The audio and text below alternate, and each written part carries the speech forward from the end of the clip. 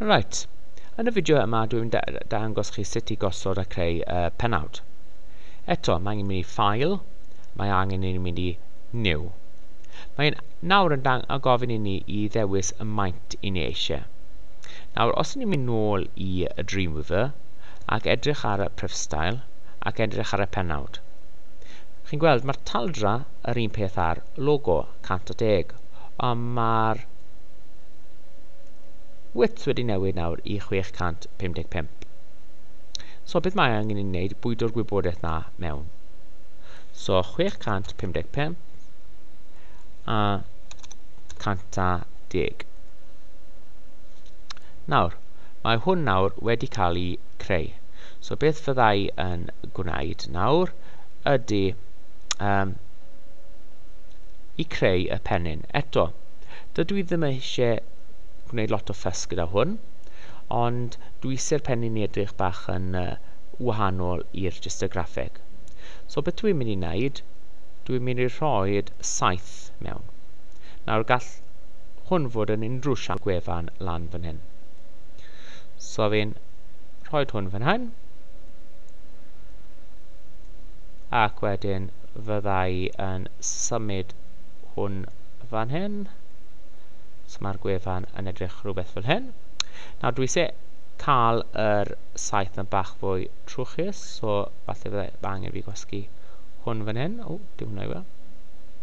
Falle byddai angen fi gwasgu rhywbeth fan hyn. O, mae hwnna'n neud. Chi'n gallu gweld rhai pethau yn newid yn syth fan hyn. Okay. Ac beth dwi eisiau ysgrifennu hyn ydy gemau glan taf. Nawr dwi'n mynd i wneud hwn yn yr un ffont a'r logo.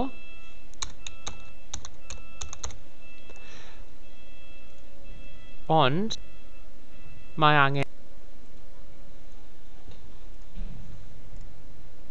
i'r lliw cywir.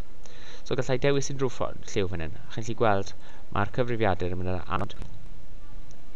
Mae wedi newid lliw o ffont. Okay. So dwi'n cadw hwnna fel hyn. A beth dwi'n mynd i wneud, dwi'n mynd i rhoi ffilter bach yn yma. A drop shadow. A dwi'n mynd i rhoi drop shadow. Okay. A dwi'n mynd i arbed hwnna fel pennawd nawr. File. Save as. Pennawd. Nawr, beth mae angen i fi wneud nawr yw rhoi y pennawd mewn i fan hyn. So fi'n draw fan hyn. Dwi'n clicio enter. Dewis background image. Dewis browse. Dewis pennawd. Gorffen e off yna.